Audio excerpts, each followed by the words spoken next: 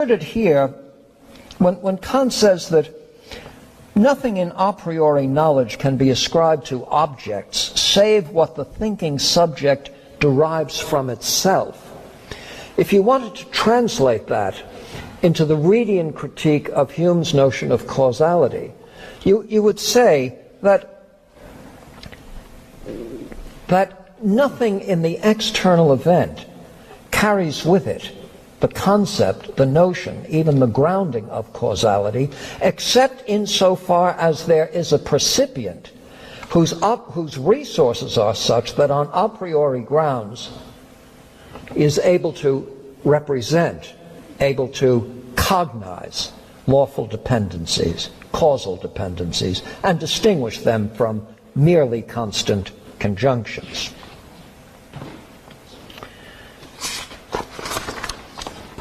Again, human understanding has rules which I must presuppose as being in me prior to objects being given to me. Well, here again,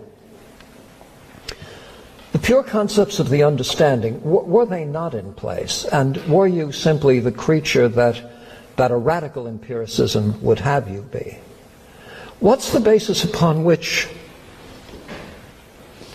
you'd even connect something like this? Fuzzy white thing, blue tablecloth, hand in the air, etc. How are these connections made? See, on the empiricist account of associationism, the associations we form are not willy-nilly. Well, why aren't they? You understand that when I can't get it now, I think it fell someplace. May I use another one? That you're looking at this, which is selectivity. There's a tremendous amount going on as that's going on. Why aren't you looking at this? Why not this? Why not my spectacles? Why not this rather attractive tie that I put on this morning?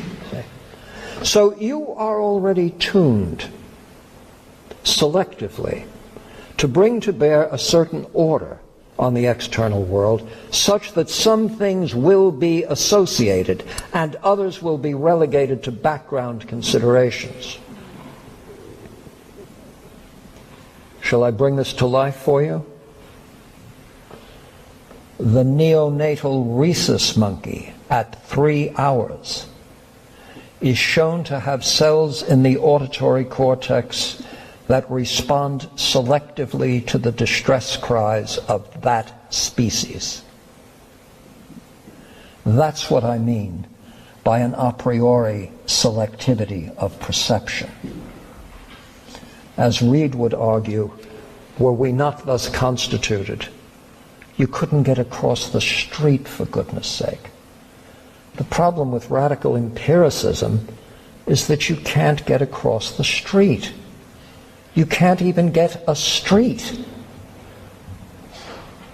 Well, surely Hume wasn't fooled. No, well, look, you don't have to be fooled. Here's a way to be foolish while being extremely intelligent. Have a theory. And then defend it against all. John Stuart Mill was doing Greek at 8 and thought that the series of positive integers was in fact an empirical achievement. This is a serious person. Thinks that you got there by counting, or something like counting. This is a serious person. He actually represented Oxford for one term. It's an imperfect world. That Mill got elected at all is a miracle. That he only lasted one term was inevitable.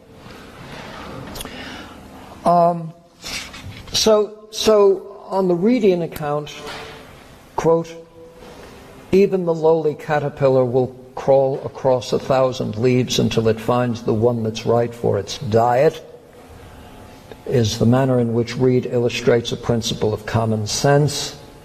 Reid is a sort of pre-Darwinian, a providential creator has fitted creatures out to be able to negotiate the requirements of life on Earth. And when philosophers set out to explain how somehow that's all impossible, their systems are reduced to a source of laughter. Kant, in a much more meticulous, metaphysically rich way, wants to make the same kind of argument, that the rational structure of science is at once created by the cognitive resources of an intelligent being, a priori resources that must be in place for order itself to be cognized, and at the same time that apparatus generates representations of external reality in a manner that is objective, and the model is the model of science.